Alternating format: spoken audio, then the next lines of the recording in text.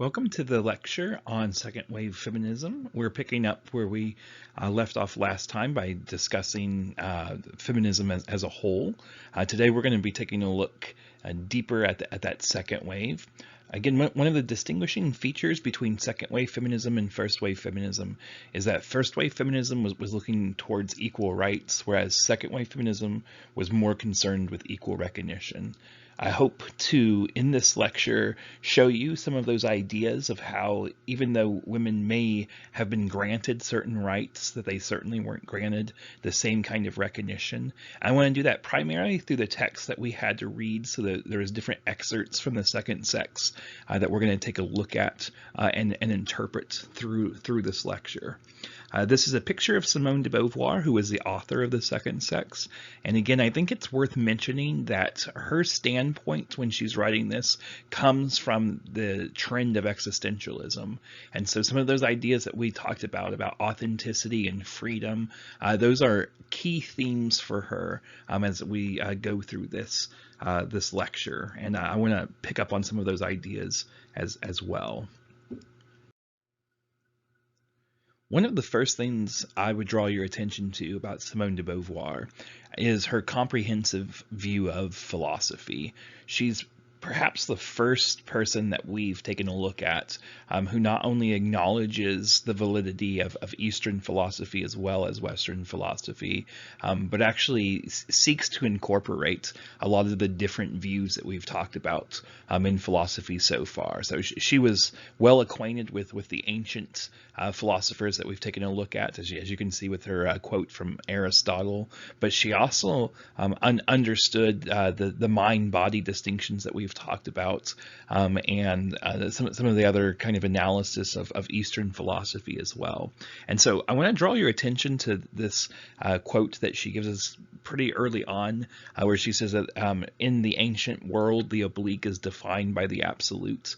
And I think this is a very consequential and significant quotation from her, because it's actually going back to the roots of philosophy and looking at somebody like Plato, who talks about the fact that there is this absolute kind of perfect form, and that the material world that we live in is a very poor copy of that perfect form, of that perfect world that exists beyond our own ideas, beyond our own comprehension.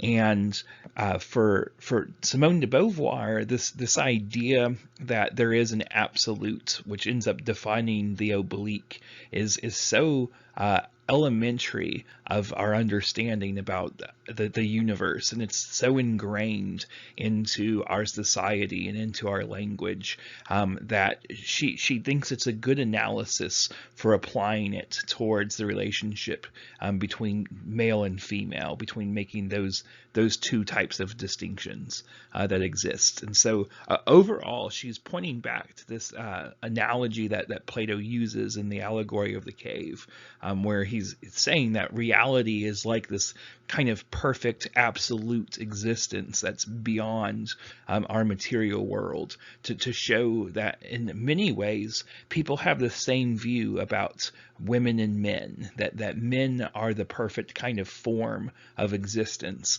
and that women are the oblique towards that absolute.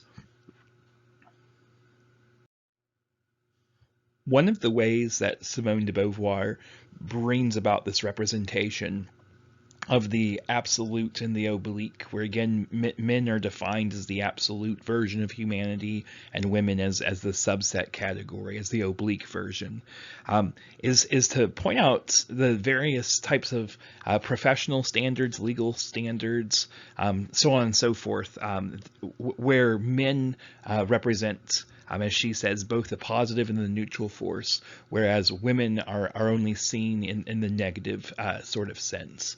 And she does this through a number of different constructions, which we'll take a look at. But I think if you interpret just the way that language is used, you can come up with a very interesting analysis of how people ultimately use men in society as the default about a neutral sort of force. If you think about, for instance, Neil Armstrong's quotation when he got on the moon, right? That's one small step for man, one giant leap. Imagine if what he followed that up with was the word womankind, right? For womankind. The reason why he doesn't is because when we think of womankind, we think of that as a word that refers to a subset of the whole.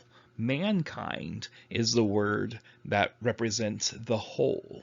And in fact, anytime that we can use the word men, we see that it almost always implies the entirety, whereas if we put in the word women or woman, it again only represents half of the entirety. So, policeman refers to any person who puts on the uniform. It refers to both men and women, whereas policewoman refers only to a particular kind, right? Women who put on the uniform. A congressman refers to anyone who's ever taken the oath of office, but a congresswoman refers to only the women who have taken the oath of office. A businessman refers to anybody who is associated with business, whereas a businesswoman refers to just women who are associated with business. A chairman is a person who is in charge over a group of people. It can be both male or female, but a chairwoman refers to a female version of a chairman. And the thing is that we can go through lots of other words, firemen, clergymen. There's hundreds of them that exist. But when we think about these kind of relationships that ultimately happen, we can see that in some ways the way we use our language, our everyday language, really is a manifestation of this idea that men represent not just the positive force, but also even the neutral language that we have in society. Our last class period, we were analyzing different textbooks, and I would draw your attention back towards the history books that you had. It's very rare that a history book has more women than men, unless it's a history book like The History of Women or Women in Science or something like along those lines. Almost always the history books that are written have a dominant amount of men that represents the history itself, and a very sparse or small amount of women who are in the history books. When you look at the representation of women in the history books, it gets even worse, and some of you kind of hinted at this in our last discussion, where you mentioned the fact that some of the representations of women in the history books seem to be a manner that is a very kind of gendered role for women. And so I want you just to think through the history books that you've had in your past. Think about how women are displayed in those history books. Think about the messaging of what women's role in society is supposed to be like in history books.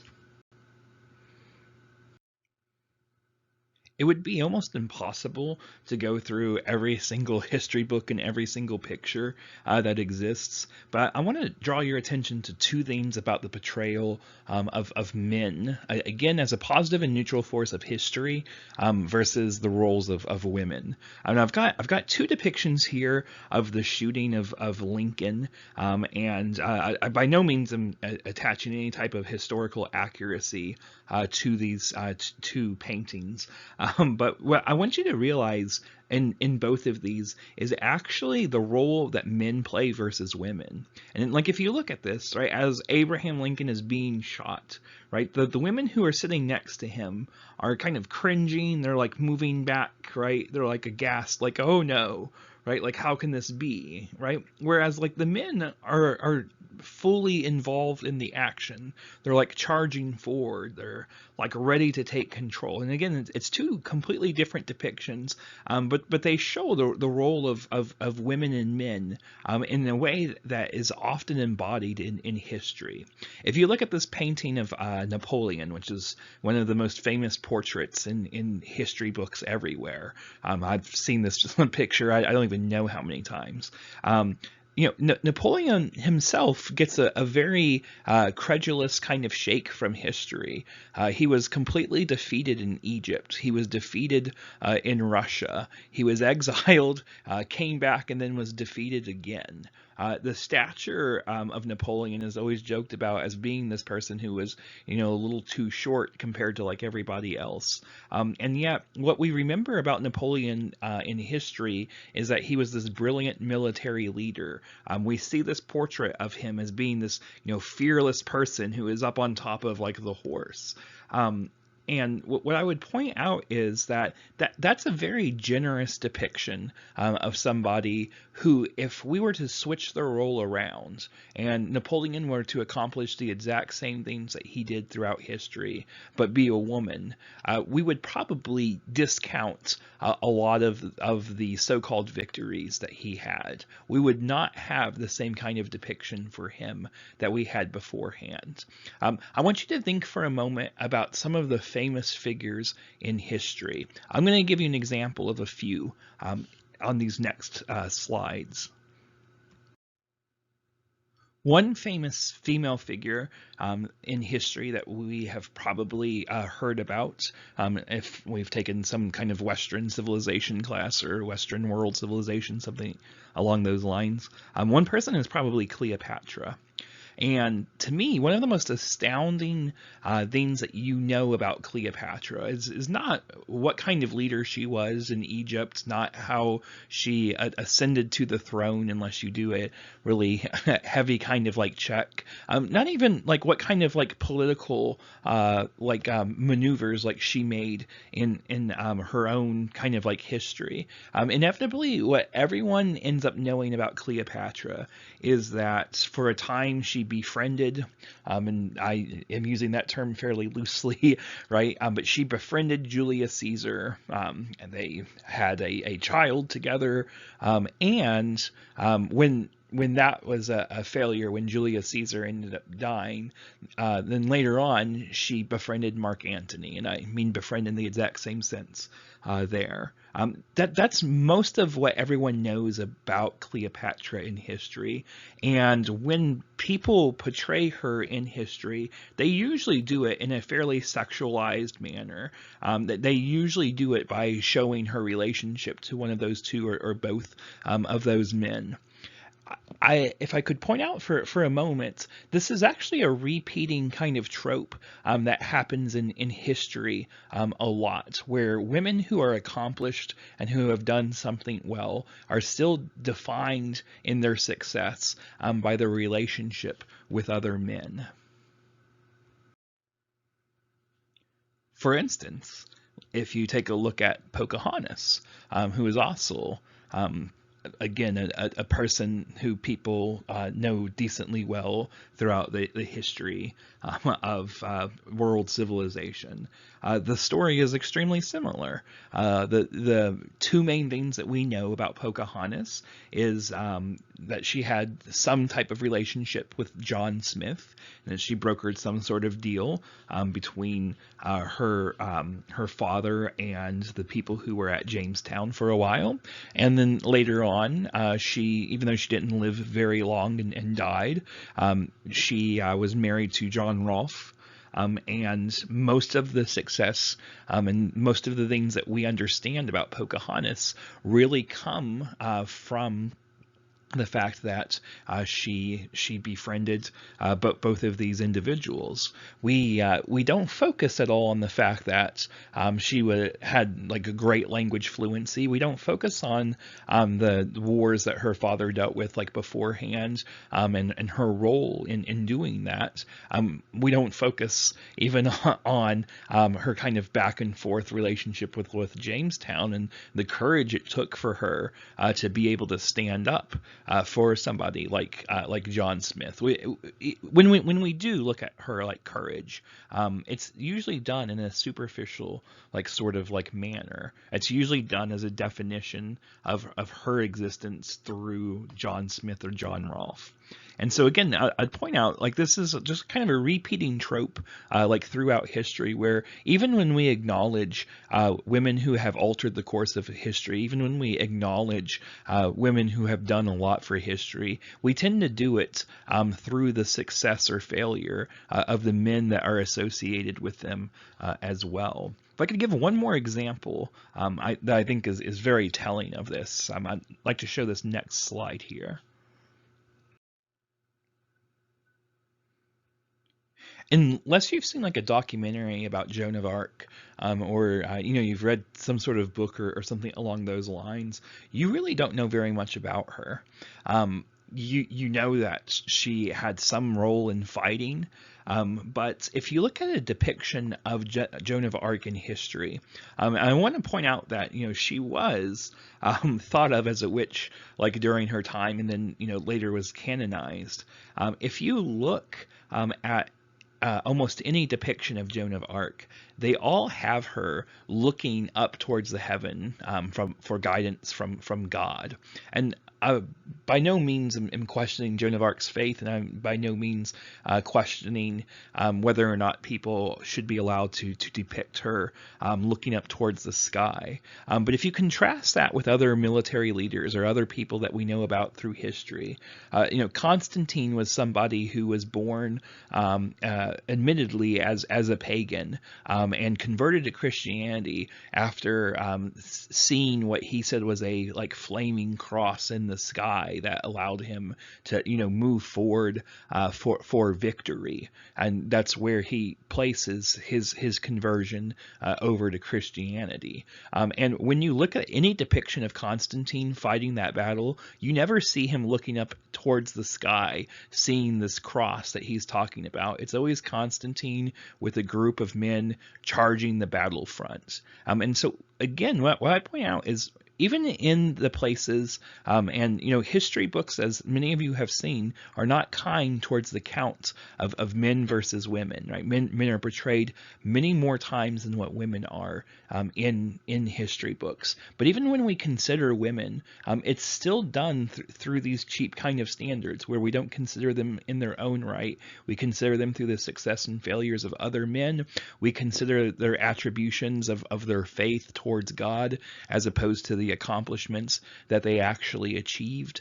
And as we look in their own lives, the history that's actually written about them is very sparse, very broken up, and is not given the same kind of treatment that men often are given in history. Now, the last group of individuals that I was just talking about include people who are well known in their depictions of history. Most history books, when they depict women exactly how I have these pictures up here. All of these are drawn from various history books that I've used throughout my time, right, as a teacher. And if you look, like most of these are the way that we think of women in history books, right? The Salvation Army, delivering canned goods of things, women dancing with soldiers and military men and people like that, right? Putting together the American flag, sewing and weaving in general, storytelling, something along those lines. And even if you look at significant historical figures, on the bottom right here I have Harriet Tubman. I mean, think about how many times perhaps you have seen this particular picture of her, and think about like what her accomplishments actually were. Like she risked her life, right, to bring other people over the Dixie line in order for them to find freedom, and not just like once or twice, right, but spent like the majority of her free life doing that, like for other people. And we never see a depiction of her doing that. Like we'll go to like this portrait illustration instead. Like we never see like the courage, the bravery that's like behind that. And again, if we could think about like the figure like Napoleon, right?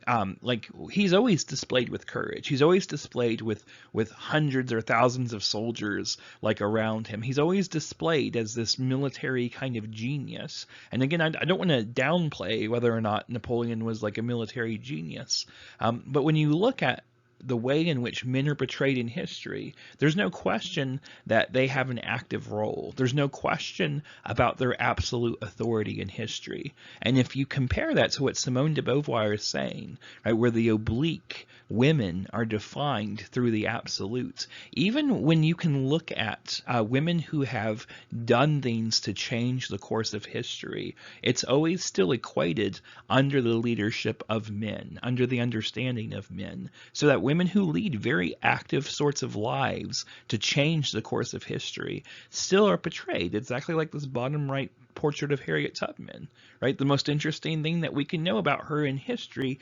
in this picture is that she was standing right in this dress, right, for this portrait, and not all the other depictions that show her freeing people who would otherwise have spent generations of other people's lives perhaps in slavery.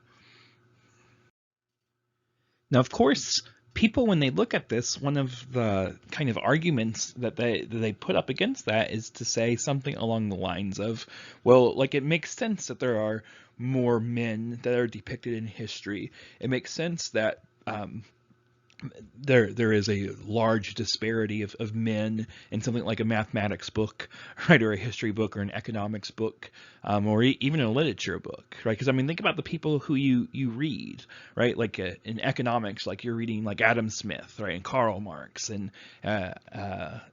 literature, even though you have access to some women writers, right? You still like the people who define the genre, like Charles Dickens or like William Shakespeare. Like you're reading people like that, and so a lot of people would say, I'm comfortable with the fact that men are depicted throughout history because obviously they make up a larger kind of role of history. And what I would point out about that argument is a point that Paula Gunn Allen actually makes in The Sacred Hoop, and we'll read an excerpt from that a little bit later on, where she talks about this interesting phenomenon of how Western depictions of Native Americans ultimately mimic Western society. So you would have these people who would come in and they would paint portraits of Native Americans. They would paint portraits of Native American life.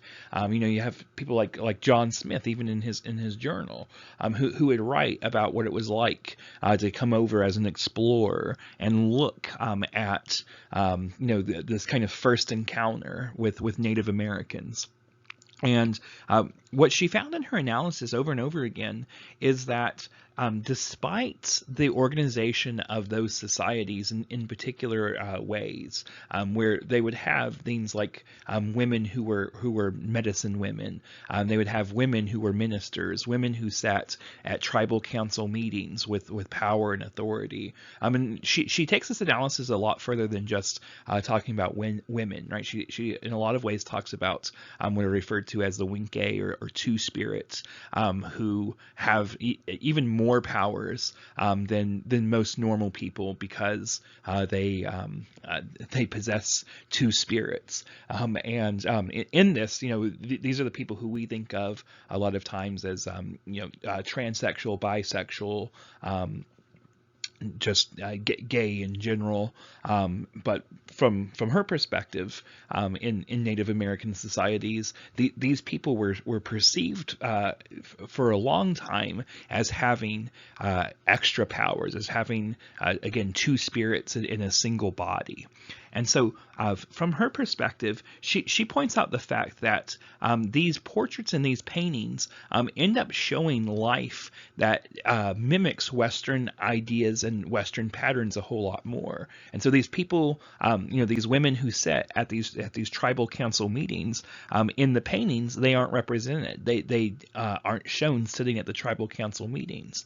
When it's time for people to eat their meal for the day, women are shown like cooking the meal, right, sweeping, right, the teepees and pueblos and things like that. Whereas men are shown accepting like the food, right, in a depiction like this, right, sitting around talking to each other. One is part of a ceremony that's about to happen, and other one's eating, and it's all men having these very active kind of roles in society, whereas women are seen the same way that they are in Western society.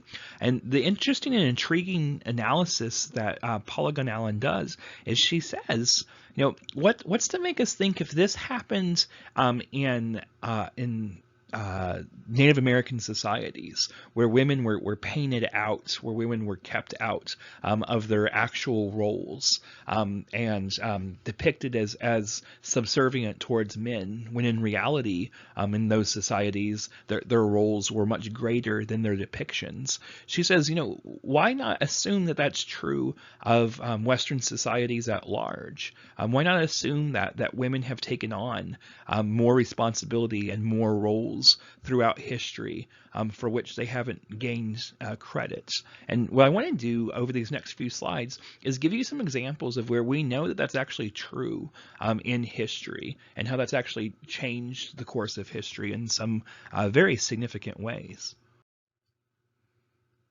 Growing up, I was always told about this game that came out during the Great Depression, and a lot of people played it during the Great Depression, and it gained popularity and notoriety, and it really helped spawn this epoch of game playing in the United States.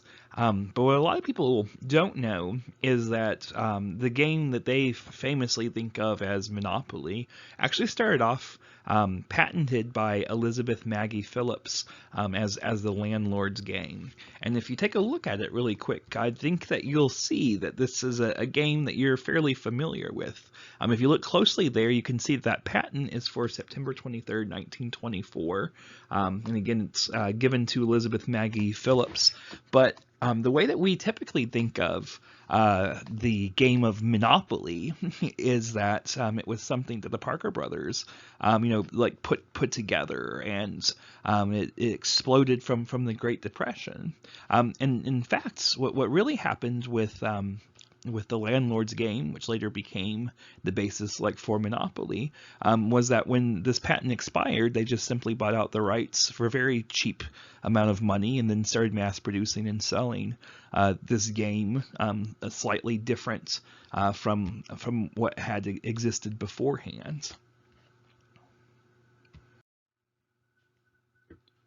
When we think about the evolution of fairy tales, which is, to me, one of the most interesting evolutions in general, there's just so many different ways you can look at fairy tales. We know that when Perrault wrote his Mother Goose Tales, that he gave credit to the nursemaids that had helped raise him. And in fact, we know that the first stories that he wrote, based off of this credit that he gives, are not his own, but they are retellings from the stories that his nursemaids told him. And we know that this is what ultimately kind of thrusted Perrault's career as a writer, that he hadn't really had much luck until he started capturing the stories and fairy tales that his nursemaids had told him when he was young. And in general, that the style of fairy tale was adapted originally for women talking to women. There's a great kind of analysis that's been done by a number of scholars. Jack Zipes is probably the person who's done the kind of most analysis in this area. But just simple things like having rhythms that are placed into fairy tales to coincide with the pattern of pickling jars of things to pass time. Having a certain rhythm that helps people sew as they're telling these fairy tales from one person to the next. It is often seen in places like the Gregarious of like Plato's writing, this phrase of old wives' tales, and those of course are the basis for the fairy tales that we come to know. And so we know that a lot of the remake of Perrault's tales were told through the Brothers Grimm and Hans Christian Andersen, and those were later readapted by Disney, who tried to give a much more kind of happy spin towards the story and instruct them in this kind of moral sense about the world. But if you look at this evolution, like, we know that this is another case in where men took ownership over something that women created, something that women used to instruct the character of other women. And ultimately, if you look at especially the stories that Disney produced while he was still alive, they have an instructional pattern for women that is very different than their original intentions, even before Perrault. And so, if I could give a final example here that I think is an obvious example, and one that I think again ties back the notion of Simone de Beauvoir's idea that the absolutes goes on to define the oblique. In science, there's actually this term that's used. It's called the Matilda effect, and it's part of a larger phenomenon known as the Matthew effect, where a lesser known scientist will have their work attributed to a better known scientist. But the Matilda effect itself is interesting because it's a phenomenon that happens in academia, well outside just science. But it's where women's achievements are attributed either partially or fully towards men. And I have a number of different names that are up here. There's Rosalind Franklin, who may or may not be the basis for my daughter's name.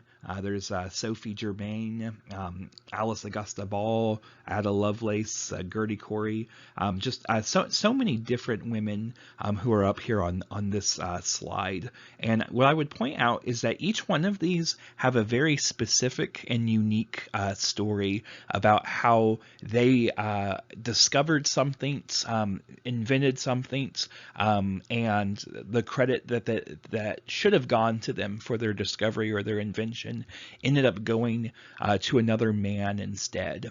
For today's in-class assignment, what I would like you to do is I would like you to take two of the names that you see on this slide, and I would like you to write about 3 or 4 sentences for each person. Again, that's 3 or 4 sentences for each person about what it was that they discovered and who ended up getting credit for their discovery. I want to point out that just among the names here, and this is by no means a fully comprehensive list of women who have had their life's work stolen from them, but among the women listed here, there are over 4 Nobel Prizes that have been taken from women and given to men, knowingly taken from women and given to men.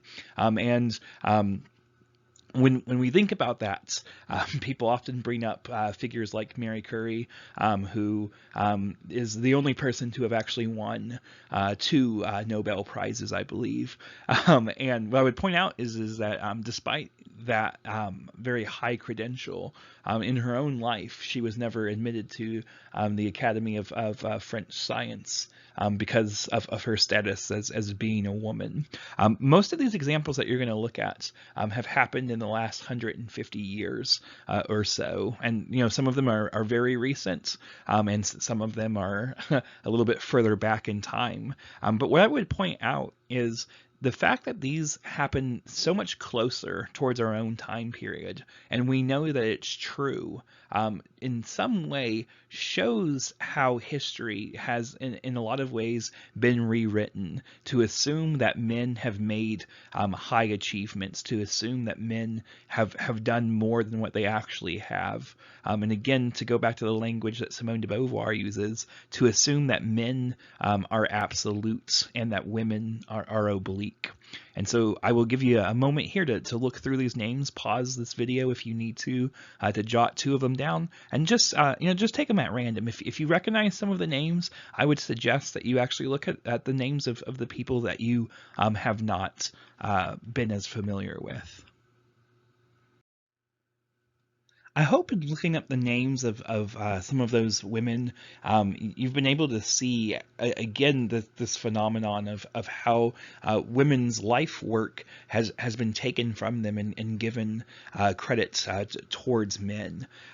But again, the argument that Simone de Beauvoir makes about recognition revolves around more than just that initial quote. But I think it's worth pointing out that this type of thinking that she mentions, which again begins with Plato in talking about the absolute defining the material world, that there's a perfect form of existence beyond our own comprehension, and equating that to how we end up coming up with this notion that men accomplish so much more than what women does.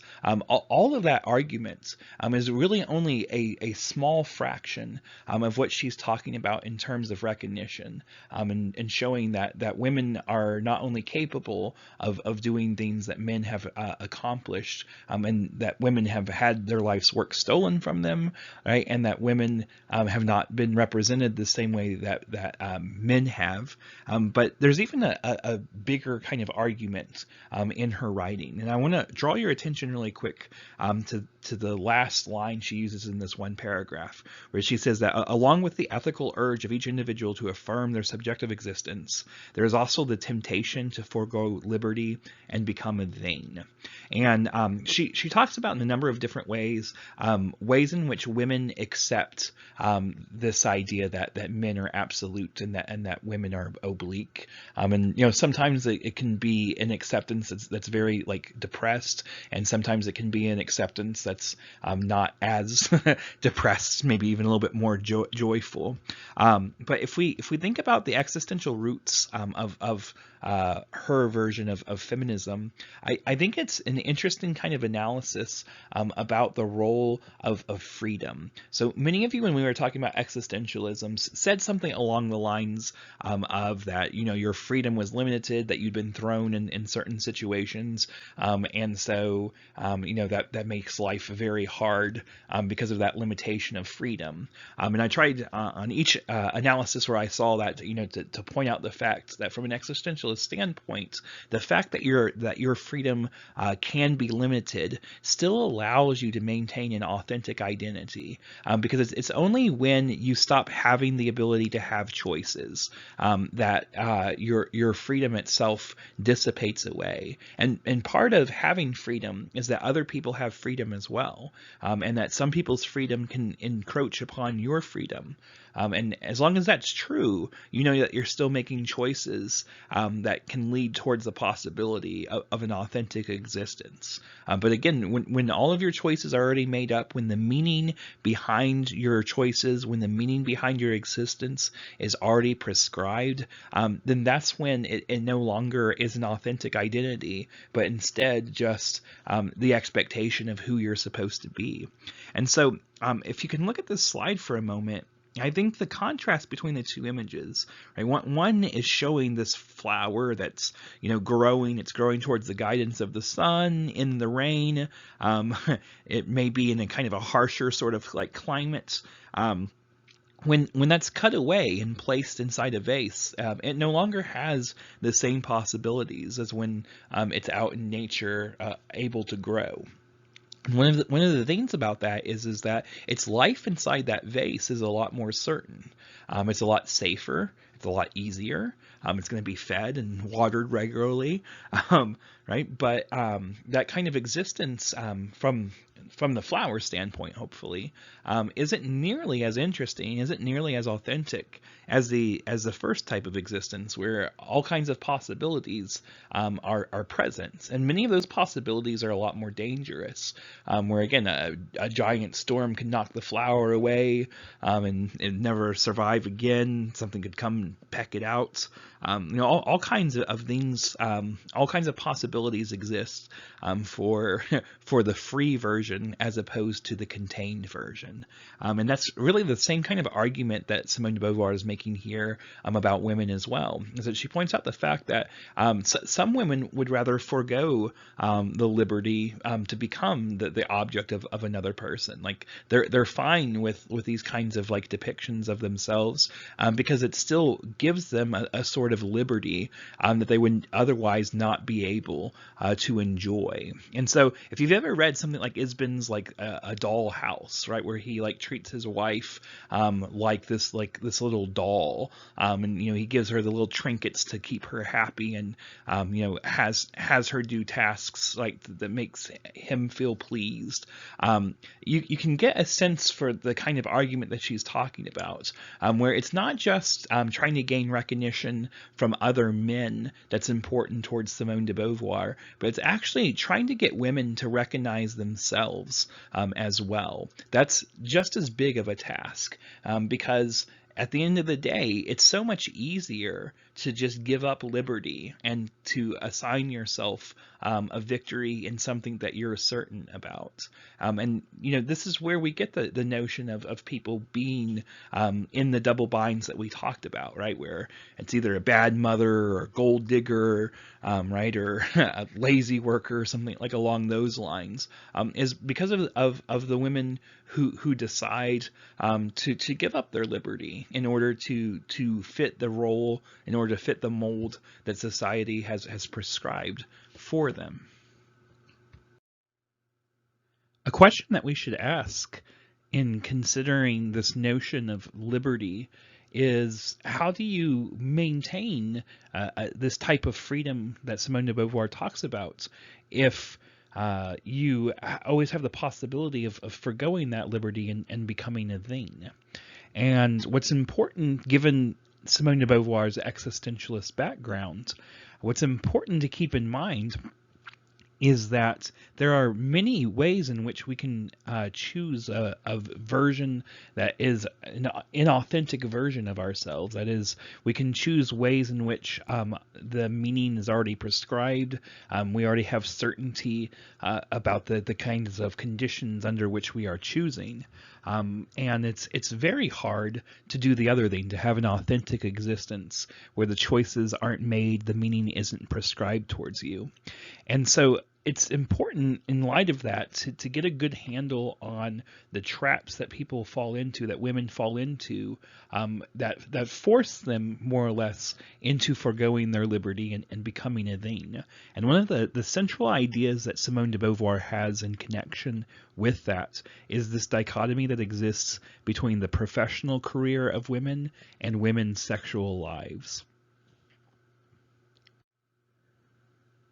I've myself known many women who have had great anxiety about the fact that the job that they really want, that they're interviewing for, is going to include the fact that they're pregnant and that there's no real way that they can hide their pregnancy, and that's going to be a discussion that they have to have as soon as they go into the interview. They're going to have to, if they haven't even mentioned it before then, by that point in time, that that they're going to be pregnant and that they're going to need some time off in the first year of their employment in order to deliver their child, and some first few weeks or so to nurture, do whatever that they need to do.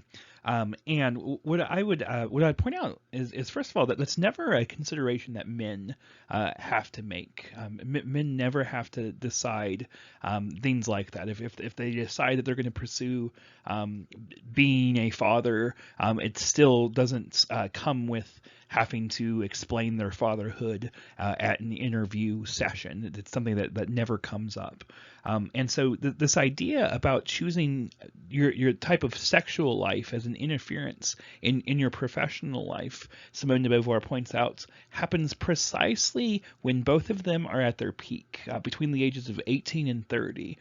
That's when women have the most amount of pregnancies, and that's also at the same time when professional careers are gaining the kind of height of their poignancy. Potency, whatever word I mean there.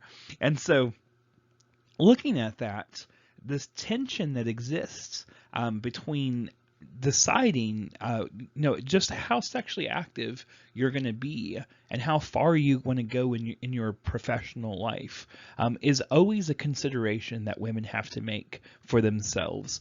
And by the contrast, it's never a big consideration that men have to make. Men can be as sexually active as they want to be and still pursue whatever professional career they wish to pursue. And so I want to take a look at this in a kind of deeper analysis, because she talks about both of these as traps and in significant and different ways. And so I want to take a look at that.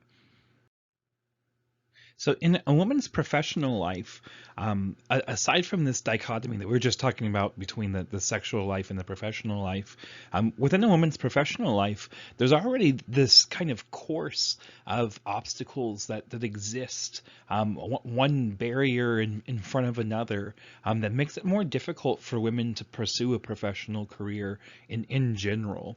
And so if we look at these first four things that are listed here, of having superficial preparation, asked to do tasks because she is a woman, her authority is questioned, and her willingness to accept a moderate success. What we see is that each one of these are the occasion for the next. If you're able to overcome the superficial preparation that you're given, you're still going to be asked to do tasks because you are a woman.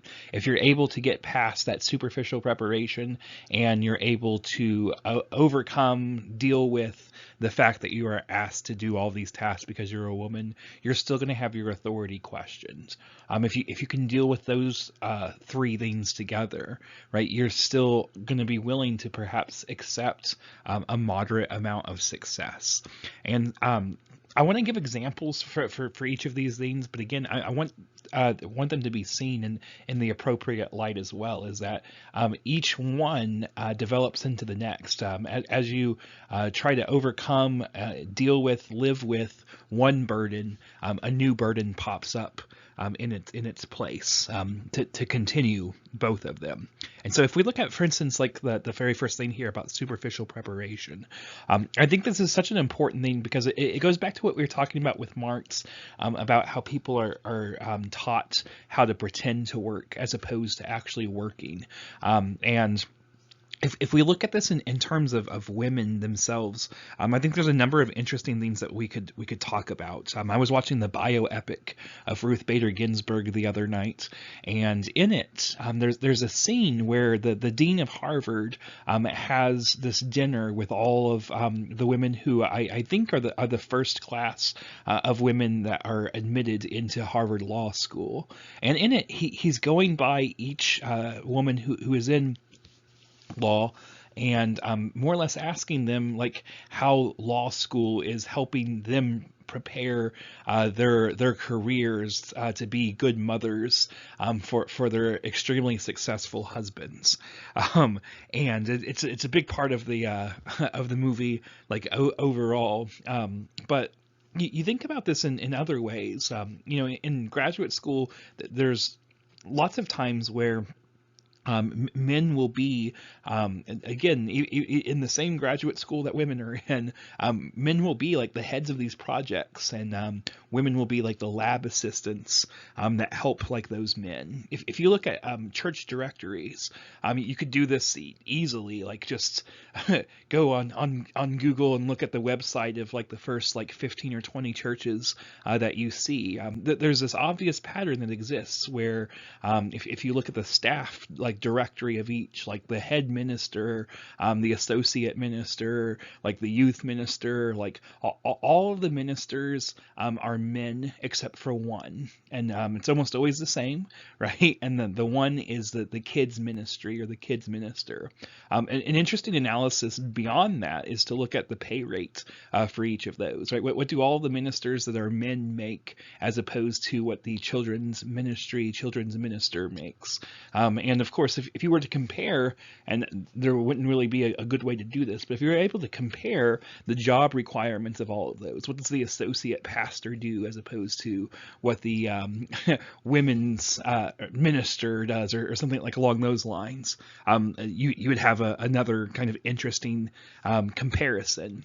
But the idea behind that is that, you know, you can go, and I know plenty of people who've done this, you can go from being like the youth minister to being like the associate pastor to being like the head pastor, like of a church. But it's a much harder track to go from being the children's minister or the children's like worship leader or something like that, towards the track of being a head pastor.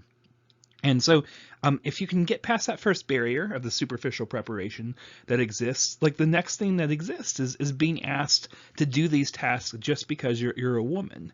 And think here about when I divide my students into groups, how inevitably it's almost always a woman who becomes the note taker for the group. Even in groups where there's, say, 5 people and 4 of them are men, it inevitably still falls to the person who is the woman to be the note taker. And this doesn't like end with like the university.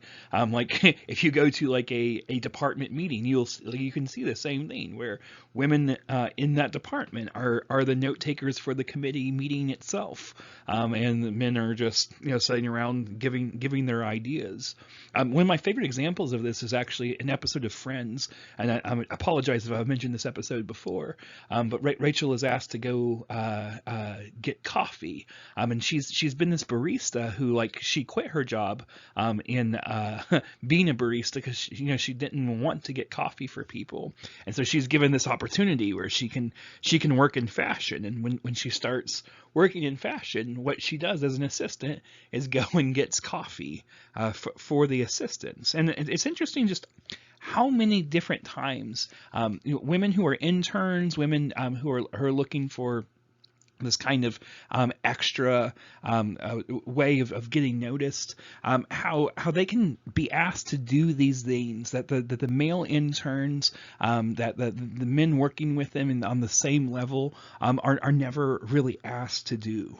And so again, if you can get past those first 2 barriers, not having that, dealing with the superficial preparation, dealing with being asked to do tasks specifically just because you are a woman, and I'd throw in that category, by the way, the fact that women themselves who have professional careers often also go home with men who have professional careers and are still expected to do things like all of the cooking in the house, all of the cleaning, all of the laundry, just various other kinds of tasks that they have to take on, again, just because of the fact that they are a woman and no other reason. But if you can get past that, like, there's still this question that she points out about having your authority questioned. And there's a number of ways in which this happens as well. I noticed when I would train people in management that women who were managers, there would be days where something would happen where, say, a machine would go haywire, and we'd call someone in to repair it. And when that person would show up, they would inevitably, without even thinking about it, go to the man who was the closest to that machine. It wouldn't matter the fact that the woman who was a manager was wearing a manager shirt, was an obvious authority figure on the job there. It was just this kind of mentality, like, we have to go to a man that's nearby. Even doing something as simple as signing an invoice, where delivery drivers would purposely either just stick the invoice on a desk somewhere, or hand it over to a man that's in the restaurant, as opposed to handing it to a woman who clearly was wearing a manager shirt. A really famous example of this is when J.K. Rowling wrote the Harry Potter series. The reason why it doesn't say Joanna Rowling on it is because they just flat out told her that they thought her book would sell more if it was changed to J.K. Rowling, so as not to point out the fact that she was a woman. And again, just think about how, Harry Potter isn't super recent, but it's not super distant either. Think about that. When evaluations come back for teachers, there's an enormous statistical gap between the perception that people have of the authority of female teachers as opposed to the authority of male teachers. Often students will allow male teachers to get by with so much more in their classroom, to do things like throw an eraser, right, or to be an aggressive kind of teacher, to allow the classroom to descend into more chaos.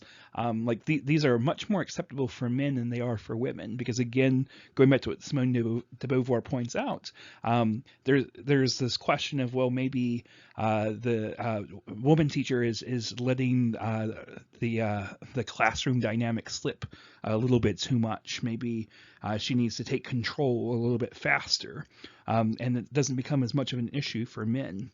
And so what she points out is that you combine these three things together, it's enough to allow any woman who is even somewhat successful to stop at the top of that success instead of climbing higher.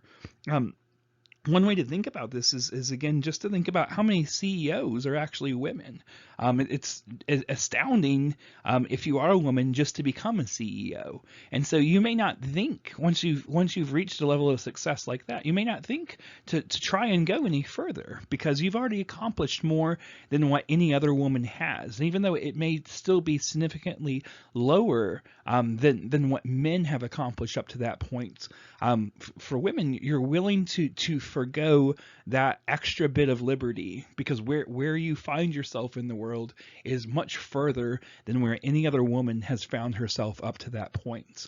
And so the consequences is if you do decide to climb higher, you do decide to go further, you will find yourself surrounded almost entirely by men as you keep pursuing that higher and higher realm. I point out, and I do this every semester, that there is to date 45 male presidents of the United States, and for women, just the ability to run for president of the United States is considered an honor, because there's so few women who have actually done it. There's so few women in general who have been elected to a federal office in the United States. And so based off of this, you can see this last kind of point that she makes, where women tend to attach themselves to minor setbacks more than men, because ultimately it means something more for women than it does for men. Men have a whole network at the top that they can reach out to, that they can depend on to help them. They have these kinds of boys clubs, understandings with people in authority. Whereas women, having a minor setback in any particular area can ultimately be the nail in the coffin. It can be the end of climbing the career step. And even though it may be a significantly smaller setback or a significantly smaller mistake compared to a male counterpart, it's enough to eliminate them from the possibility of consideration for moving higher. Now, everything that I just mentioned is a consideration of the professional life. And again, the initial kind of claim that Simone de Beauvoir is making is that it's always a choice for women between that and their sexual life.